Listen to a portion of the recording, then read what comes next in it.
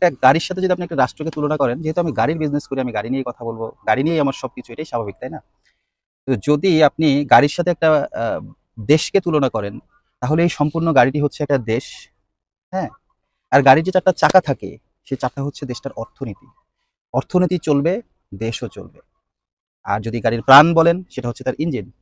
আচ্ছা, ইঞ্জিন হচ্ছে আমাদের দেশের জনগণ, জনগণই হচ্ছে দেশের প্রাণ।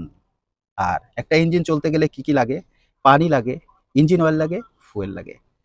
পানি, ইঞ্জিন অয়েল, ফুয়েলকে আপনারা ধরে নিতে পারেন আমাদের দেশের, আমাদের জনগণের মৌলিক অধিকার, খাদ্য, বস্ত্র, বাসস্থান।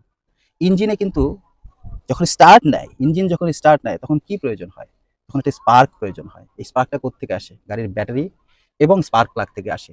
এই স্পার্ক, এই স্পার্কটাই হচ্ছে আমাদের দেশের তরুণ সমাজ, ছাত্র সমাজ, যুব সমাজ। স্পার্ক যদি না আসে, গাড়ি তো স্টার্টই হবে না। স্পার্ক যদি না হয়, দেশ তো চলা শুরুই করতে পারবে না। আজকের যুব সমাজ, তারাই হচ্ছে দেশের স্পার্ক। তারাই দেশটাকে শুরু করে দিয়ে যায়, পরবর্তীতে অগ্রজরা সেটাকে চালিয়ে নিয়ে যায়। আসসালামু আলাইকুম রহমতুল্লাহ। এটাই আমাদের প্রথম এপিসোড স্বাধীন বাংলাদেশে। এটাকে অনেকে দ্বিতীয় স্বাধীনতা বলছেন। অনেকদিন পর্যন্ত আমি ভিডিও করিনি, অনেকদিন পর্যন্ত কোনো পোস্ট আপনারা দেখতে পাচ্ছেন না। তার কারণ আপনারা অবশ্য জানেন, তারপরও একটু বলেই দেই। আসলে আমার মন মানসিকতা, শুধু আমি না, অনেকেরই মন মানসিকতা একদমই ভালো ছিল না। রাতে ঠিকমতো ঘুমাতেও পারিনি। আসলে এই দৃশ্য দেখে আমাদের ছোট ছোট বাচ্চারা, আমাদের সন্তানেরা, আমাদের ছোট ভাইয়েরা যেভাবে তাদের বুকের তাজা রক্ত রাস্তায় ছড়িয়ে দিয়েছে, শহীদ হয়ে গেছে দেশের জন্য, এটা আসলে, আমি অত বেশি মানসিক শক্তি সম্পন্ন মানুষ না। আমি রাজনীতিবিদও না, আমি সামান্য একজন গাড়ির ব্যবসায়ী, তাও আবার অত বেশি না। আপনারা যারা আমার ভিডিও দেখেন বা জানেন আমার সম্পর্কে, দুই একজনে যা জানেন। তো আমি আসলে কিছু কোয়ালিটিফুল গাড়ি পারচেস করি, সেগুলোই আমি সেল করি। তো খুব বেশি যে আমি একজন টিপিক্যাল বিজনেসম্যান, সেটা এখনো হয়ে উঠতে পারিনি, তবে চেষ্টা করতেছি। তো আমি সবার আগে একটু মাফ চেয়ে নিই আপনাদের কাছ থেকে, কারণ আমি, আমার কয়েকটা গাড়ি দেওয়া আছে, ফেসবুকে বা ইউটিউবে আছে। আপনারা অনেকেই আমাকে ফোন করেছেন, কেউ কেউ ফোনে পান নাই, কেউ আবার ফোন করার পরেও আমি ধরেছি, ধরে বলেছি যে আমার পক্ষে গাড়ি দেখানো সম্ভব না। এটার কারণ ভাই এটাই, তার জন্য আমি প্রথমে ক্ষমা চেয়ে নিচ্ছি। তবে আশা করি দেশ ভালো হয়েছে। আমাদের অনেকেরই এখন মন মানসিকতা ভালো, বিপুল উদ্যমে আমরা আবার কাজ শুরু করব। আপনারা আমাদেরকে সাপোর্ট করবেন, আমাদের ভিডিও দেখবেন, গাড়ি পছন্দ হলে নিতে আসবেন। আর আমি তো সব বরাবরই বলে থাকি, আমাদের গাড়ির কন্ডিশন নিয়ে, কোয়ালিটি নিয়ে কোনো ইস্যুস নাই। তবে আজকে দুটো কথা বলতে খুব ইচ্ছা করছে। হ্যাঁ, আপনারা বলতে পারেন, আগে কেন বলিনি? আগে কেন বলিনি, ওই যে বললাম, আমি তো ভাই মানসিকভাবে এত শক্তিশালী না, এত সাহসী না যে আমি অনেক কিছু বলতে পারবো। আজকে মনে হচ্ছে বাক স্বাধীনতা পেয়েছি, আমার মনে হচ্ছে আমি নিরাপদ। এজন্য দুটো কথা বলতে চাই ভাই। আপনাদেরকে যেমন কাঁদিয়েছে, আমাকেও কাঁদিয়েছে। এই সন্তানগুলো তো আমাদেরই। এই যে আপনারা বলতেন না যে আজকালকার ছেলেমেয়েরা ফেসবুক, ইউটিউব নিয়ে পড়ে থাকে, তারা হচ্ছে দেশের স্বাধীনতা, সার্বভৌমত্ব, রাজনীতি সম্পর্কে কোনো ধারণা রাখে না। দেখলেন তো আমাদের আজকের জেনারেশন, পৃথিবীর বুকে তারা প্রমাণ করে দিয়েছে তারা পৃথিবীর সর্বশ্রেষ্ঠ তরুণ সমাজ। এত বড় আন্দোলন আমার লাইফে তো আমি দেখিনি। আমার বাবা, আমার চাচা, যারা এখনো জীবিত আছেন, তাদের কাছ থেকে শুনেছি এত বড় আন্দোলন তারাও দেখে নাই। তো আমি মনে করি পৃথিবীর বুকে সর্বশ্রেষ্ঠ আমাদের দেশের যুব সমাজ, আমাদের দেশের তরুণ সমাজ। এইভাবে অকাতরে প্রাণ দেওয়া, অকাতরে রক্ত ছড়িয়ে দেওয়া, এটা একমাত্র বাঙালি তরুণদের পক্ষেই সম্ভব। তাদেরকে স্যালুট। যারা শরিক হতে পারেননি, যার মানসিক শারীরিক সক্ষমতা নেই, সে আন্দোলনে অংশগ্রহণ করতে না পারলেও দুহাত তুলে আল্লাহর কাছে দোয়া করেছেন। তাদের দোয়াটাও কিন্তু কম নয়। আল্লাহ যদি না চাইতেন, তাহলে আমরা কিছুই পাইতাম না। আমরা আসলে এই অর্জনটাকে আরো ভালোভাবে উপভোগ করতে পারতাম। কিন্তু আমরা, সেটা কেন জানি মনে হচ্ছে কোনো কোনো জায়গাতে একটু ম্লান হয়ে যাচ্ছে। কারণ আমরা যে কাজগুলো করেছি, সেগুলো কোনোভাবে কাম্য নয়। আমার ব্যক্তিগত মতামত, রাষ্ট্রীয় সম্পদ রক্ষা করার জন্য, রাষ্ট্রীয় অধিকার রক্ষা করার জন্য যে তরুণেরা প্রাণ দিল, শহীদ হইল, তাদের প্রতি সম্মান যদি দেখাতেই চাইতেন, তাহলে কিছু কিছু মানুষ এইভাবে গণভবনের ভিতরে ঢুকে এরকম ন্যাক্কারজনক কাজ করতে পারতেন না। আমাদের সংখ্যালঘু সমাজ সংখ্যালঘু পরিবারের উপরে এইভাবে আক্রমণ করতে পারতেন না। এই যে ডাকাতি হচ্ছে, বিভিন্ন জায়গাতে ডাকাতি হচ্ছে, জ্বালাও পোড়াও হচ্ছে, অগ্নিসংযোগ হচ্ছে, ভাই এগুলো তো আমাদের দেশেরই সম্পদ। আপনারা যদি এই সম্পদগুলোকে জ্বালিয়ে না দিয়ে রাষ্ট্রীয় সম্পদ হিসাবে ডিক্লেয়ার করতেন, সেটা তো সম্পদ রাষ্ট্রেরই পাইতো, রাষ্ট্রই তো পাইতো। যে সম্পদগুলো নষ্ট হয়ে গেল, আমি সংসদ ভবনে গিয়েছিলাম, আমি গণভবনে গিয়েছিলাম, দেখে আসলাম। এই ধ্বংসযজ্ঞ আসলে সহ্য করার মতো নয়। সংসদ ভবনের প্রতিটা রুম, প্রতিটা কার্যালয় এমনভাবে লুট করা হয়েছে, একটা ডকুমেন্ট পর্যন্ত সেখানে অক্ষত নাই। আমি প্রধানমন্ত্রীর কার্যালয়ে যেতে পারি নাই, বাট সেখানকার খবর পেয়েছি, আমাদের এক বড় ভাই গিয়েছিল, সেখানেও নাকি একই অবস্থা।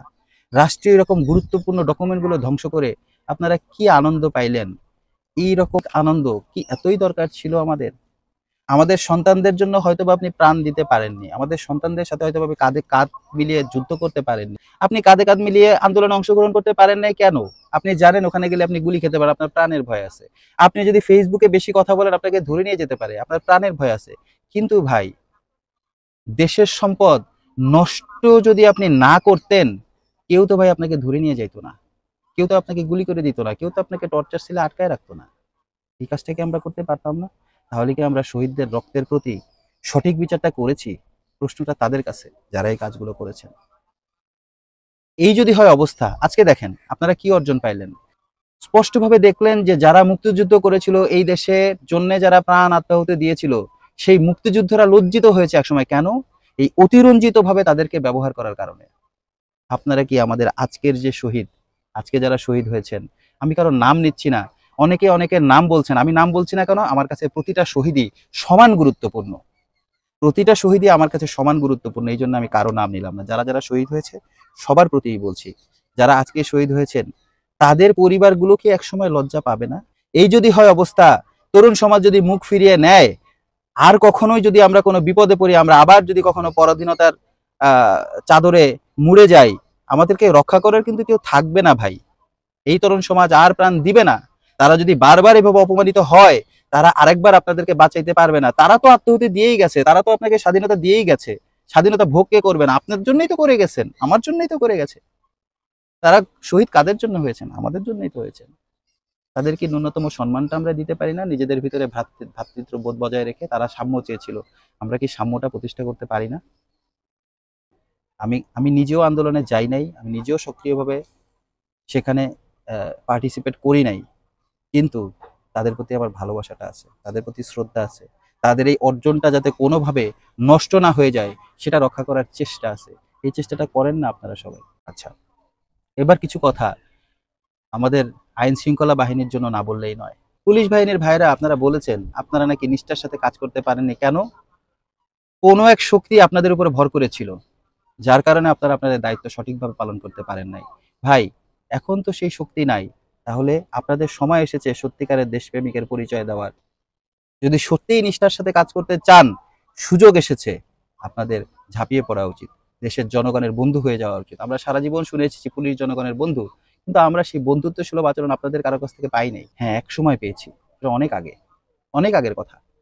বাট বর্তমানে বিগত ৫-৭ বছরের মধ্যে আমরা কিন্তু পুলিশের কাছ থেকে কোনো সহযোগিতা পেয়েছি বলে আমি দেখি নাই। পুলিশ শুধু সুযোগই নিয়েছে, সহযোগিতা করে নাই। পুলিশের কাছে যেতে ভয় লাগতো আমাদের, পুলিশকে যদি কিছু বলি, পুলিশের কাছে কোনো সাহায্য চাইলে না জানি আবার কোন বিপদে পড়ি।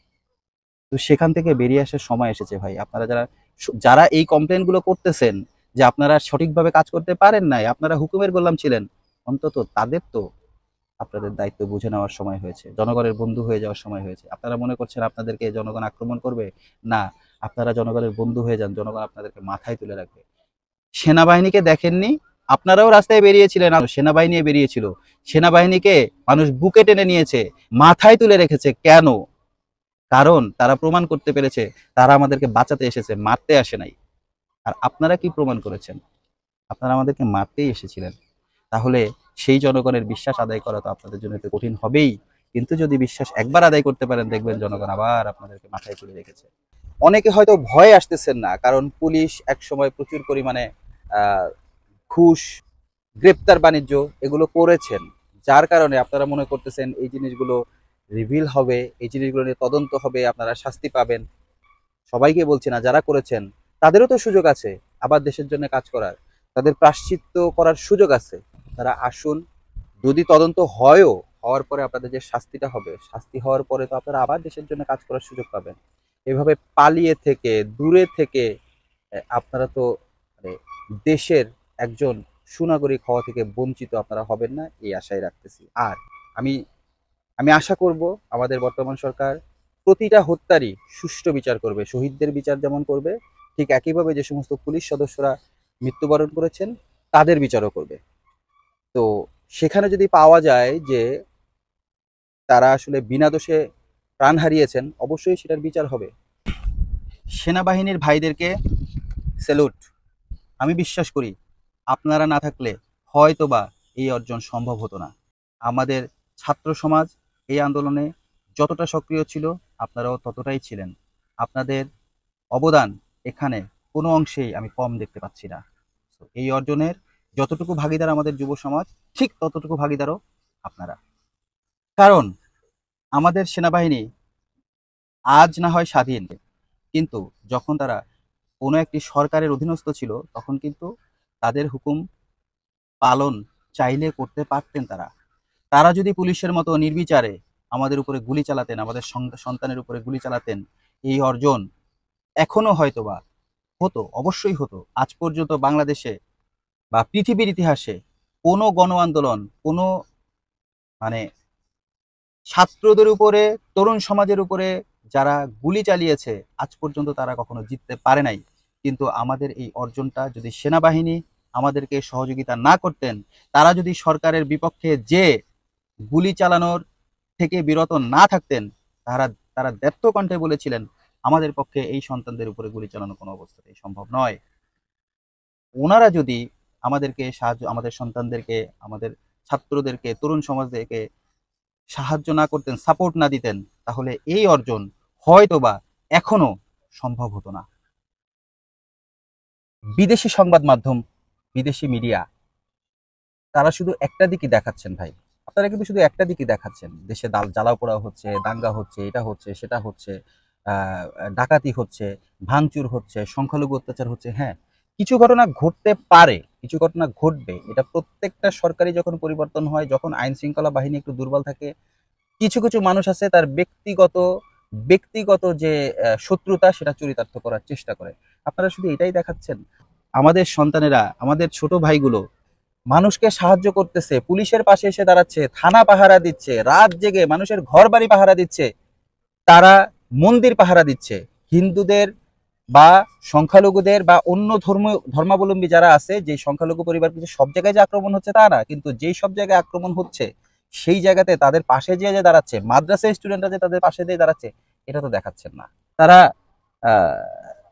ট্রাফিক কন্ট্রোল করতেছে কত সুশৃঙ্খল ভাবে, দেশের প্রত্যেকটা দায়িত্ব তারা হাতে তুলে নিয়েছে, কি নিষ্ঠার সাথে তারা কাজ করতেছে, উইদাউট মানে কি বলবো, একটা পয়সা তাদের পিছনে ব্যয় করা লাগতেছে না। তারা যে কাজগুলো করতেছে, এটা যদি রাষ্ট্র করত, প্রতিদিন কয়েক কোটি টাকা খরচ হইতো। সিটি কর্পোরেশন, সিটি কর্পোরেশনের যে কাজ, প্রতিদিন সিটি কর্পোরেশনের যে খরচ, একটা টাকাও কিন্তু খরচ হচ্ছে না। এই সন্তানগুলো ফ্রিতে করে দিচ্ছে আপনার আমার জন্য। এটা কিন্তু একেবারেই ছোট করে দেখার কোনো অবকাশই নাই। প্রতিটা রাস্তাঘাট আন্দোলনের পরে সিটি কর্পোরেশনের লোকজন যে একজনও আসতেছে না, রাস্তায় বেরোলে কিন্তু বোঝাই যায় না।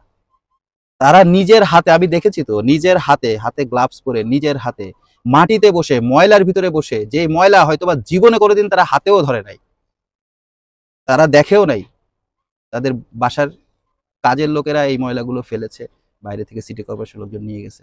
কিন্তু আমাদের সন্তানেরা কি করতেছে এখন? যেই সন্তানেরা হয়তো এক গ্লাস পানি ঢেলেও খায় নাই, এত আদরের সন্তান, রাস্তায় মাটিতে বসে, আমি সকালবেলা আসার সময় দেখলাম মাটিতে বসে আছে, তারা নিজের হাতে কাজ করতেছে। ভাই, এই বাচ্চাগুলোর ত্যাগের মর্যাদা কি তারা পাবে না? আপনারা যদি দেখাইতেই চান, তাহলে এই দুইটা পার্টি দেখান, দুইটা পার্টি দেখান। ওয়ান সাইডেড বিচার করা থেকে একটু বিরত থাকুন। আমরা কি জানি? আমরা জানি যে কোনো মিডিয়া, যে কোনো মিডিয়া, সেটা দেশি হোক বিদেশি হোক, যে কোনো মিডিয়ার মূল মন্ত্র হচ্ছে তারা সত্যকে প্রতিষ্ঠা করবে। আপনারা কি সেটা করছেন? আপনারা ব্যালেন্স করেন, দুইটাই দেখান। আজকে না হয় আপনি দেখাতে পারছেন, আজকে আপনি ওয়ান সাইডেড একটা নিউজ দেখাতে পারছেন, এটা করে হয়তোবা আপনারা আমাদের দেশের স্বাধীনতা সার্বভৌমত্বের উপরে কোনো ধরনের কোনো থ্রেট আপনারা আনতে পারবেন যে তার কোনো, সেটা আমি বলতেছি না। যদি পেরেও থাকেন সেটা কি ন্যায় হবে? সেটা কিন্তু ন্যায় হবে না। তো আপনারা সত্যের পথে থাকেন, ন্যায়ের পথে থাকেন, সত্যটাকে দেখান। তা না হলে আমরা হয়তো কিছু করতে পারবো না, আমরা সাধারণ মানুষ, কিন্তু আল্লাহ কিন্তু একজন আছেন, সৃষ্টিকর্তা কিন্তু একজন আছেন, তার কাছে কিন্তু জবাবদিহি করতে হবে।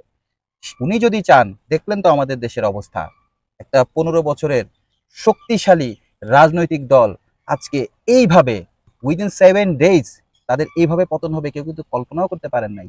অবশ্যই সৃষ্টিকর্তার ইচ্ছা ছিল দেখে সৃষ্টিকর্তা চেয়েছেন যে না, এটা আর হতে দেওয়া যায় না। ঠিক একইভাবে আপনাদের উপরে কিন্তু একদিন বিচার আসতেই পারে। সেজন্য আপনারা সাবধান থাকবেন, এবং যদি আপনি ন্যায় বিচার না করেন, সৃষ্টিকর্তার বিচার কিন্তু একসময় আপনার উপর আসবেই। সেটা যেন এত ভয়ঙ্করভাবে না আসে, সেজন্য সবাইকে অনুরোধ করব, সত্যটাকে প্রকাশ করেন, শুধু একটা না, দুই পাশটাই দেখান। পলিটিক্যাল পার্টি যারা আছেন, যারা বিভিন্ন রাজনৈতিক দলের সাথে সংযুক্ত, তাদের কাছে হাত জোর করে অনুরোধ, ভাই এখন দেশ গড়ার সময়, আমাদের যে সরকার এসেছেন তাদেরকে সাহায্য করেন। এখন তো ভাই দেশ গড়ার সময়, আপনারা দেখতেই পাচ্ছেন আমাদের আইন শৃঙ্খলা ব্যবস্থার কি অবস্থা। আপনারা রাজনৈতিক দল, আমরা রাত জেগে জেগে বাড়িঘর পাহারা দিই, আমরা সাধারণ মানুষ রাত জেগে জেগে বাড়িঘর পাহারা দিই, আমরা যারা এলাকায় থাকি। ওই ভাই, আপনারা তো এত কিছু বলেন, আমাদের জন্য এত কিছু করবেন, আপনাদের কেন দেখা যাচ্ছে না? হয়তো বা কোনো কোনো কোনো কোনো কোনো জায়গায় দিচ্ছেন, আমি তো আমার এলাকাতে দেখি নাই, অনেক জায়গাতেই দেখা যাচ্ছে না। আপনারা এইভাবে সাহায্য করেন জনগণকে, আপনারা আগায় আসেন, আপনারা এই সরকারকে সাহায্য করেন, জনগণকে সাহায্য করেন। রাজনীতি তো ভাই বিগত 15 বছর করতে পারেন নাই, আর না হয় কয়েকটা দিন করলেনই না।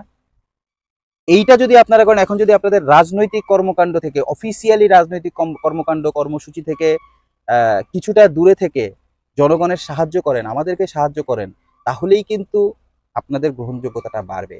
আপনারা যদি জনবিচ্ছিন্ন না থাকতে চান, ভবিষ্যতে ভবিষ্যতে এই দেশের দায়িত্বভার বা এই দেশের রাজনীতিতে আপনারা যদি সম্মানের সাথে টিকে থাকতে চান, তাহলে এখন আমি মনে করি আপনাদের দায়িত্ব সরকারের পাশে দাঁড়ানো, মানুষের পাশে দাঁড়ানো। আপনারা দয়া করে আপনাদের ব্যক্তিগত কর্মসূচি থেকে সরে থাকুন, দূরে থাকুন, সরকারকে সুষ্ঠুভাবে, সুন্দরভাবে, ঝামেলামুক্তভাবে কাজ করার ব্যবস্থা করে দিন। সাধারণ মানুষ যারা আছেন, তারা অনেকেই অনেক কিছু করতেছেন নিজের মতো করে ব্যক্তিগতভাবে, এমন কিছু করবেন না যাতে করে আমাদের বর্তমান সরকার ডিস্টার্ব হয়। এটা কিন্তু জনগণের সরকার, কোনো রাজনৈতিক দলের সরকার না, এটা আমাদের সবার সরকার। দল মত নির্বিশেষে আমাদের সবার সরকার। যারা, যে সমস্ত সাধারণ মানুষ যারা সংখ্যালঘুদের উপর অত্যাচার করতেছেন ভাই, তারা আমাদের ভাই, তারা আমাদের ভাই, তারা বাংলাদেশি, তারা হিন্দু বৌদ্ধ খ্রিস্টান নয় ভাই, তারা বাংলাদেশি। আপনিও বাংলাদেশি, তারাও বাংলাদেশি। আপনার যতটুকু অধিকার আছে বেঁচে থাকার, মৌলিক অধিকার নিয়ে বেঁচে থাকার, আপনার যতটুকু অধিকার আছে তাদেরও একই রকম অধিকার আছে। এটা আমরা করতে পারি না। আপনাদের এই কর্মকাণ্ডের জন্য বিশ্বের দরবারে, এখন তথ্য প্রযুক্তির যুগ, আপনারা যাই করতেছেন এগুলো কিন্তু বিভিন্নভাবে ভিডিও হচ্ছে এবং বিশ্বের দরবারে যাচ্ছে। যার কারণে এই কর্মকাণ্ড থেকে দয়া করে দূরে থাকুন ভাই। আপনারা একটু সাহায্য করেন আমাদের এই দেশটাকে সুন্দরভাবে গড়ে তুলতে। দেশের স্বাধীনতা সার্বভৌমত্ব রক্ষা করার জন্য যারা যুগে যুগে প্রাণ দিয়েছে, তাদের আত্মার প্রতি শ্রদ্ধা রেখে আপনারা একটু সাহায্য করেন। সবাই একটু সাহায্য করেন আমাদেরকে। এখন আমাদের সাহায্যের সময়, এখন সময় এসেছে দেশের জন্য কাজ করার। কিন্তু সুযোগ সবাই পায় না। আপনি যদি একটা টাকাও খরচ করেন, সেটাও দেশের কাজে লাগবে। দেশের জন্য নিজ নিজ জায়গা থেকে আপনি কি বলবো, একদম অ্যাক্টিভলি কন্ট্রিবিউট করতে পারেন, সেই সুযোগ কিন্তু এবার এসেছে। আপনার প্রয়োজন। এতদিন যখন দেশে একটা সরকার থাকে, তখন আপনি দেশের জন্য কোনো কিছু যদি করে থাকেন, সেটা হচ্ছে অ্যাডেড অ্যাডভান্টেজ, আপনি নিজের জায়গা থেকে করলেন। হ্যাঁ, আপনি যদি নাও করেন, অন্য কেউ সেটা করে নিবে। কিন্তু এখন কিন্তু দেশের এটা প্রয়োজন। আপনার কাজটা আপনাকেই করতে হবে, আপনার দেশ আপনাকেই সাজায় নিতে হবে। আমাদের সন্তানরা আপনাদেরকে দেশ দিয়েছে, এটা কিন্তু চালানোর দায়িত্ব আপনাদেরই। ওরা কিন্তু এই দেশ চালাবে না, চালাবে যারা অগ্রজ, তারাই চালাবে। তারা আপনাকে সুযোগ করে দিয়েছে, সুযোগটাকে সঠিকভাবে কাজে লাগান। দয়া করে এই অর্জনটাকে কেউ কলুষিত করবেন না, হাত জোর করে অনুরোধ করতেছি, কেউ কলুষিত করবেন না।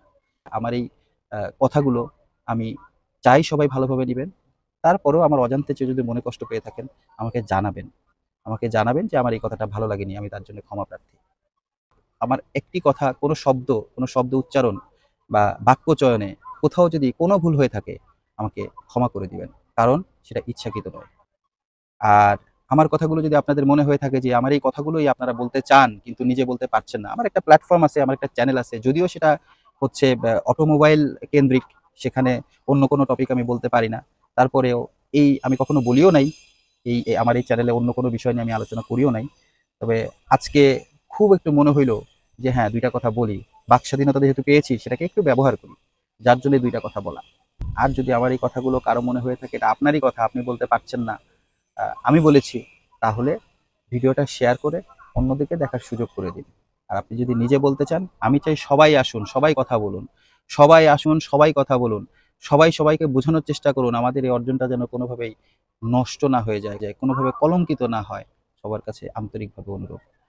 আশা করি এখন থেকে নিয়মিত আমাদের চ্যানেলে বিভিন্ন বিষয় নিয়ে নতুন নতুন এপিসোড যাবে। তো সেই পর্যন্ত সবাই ভালো থাকবেন, সুস্থ থাকবেন। আল্লাহ হাফেজ।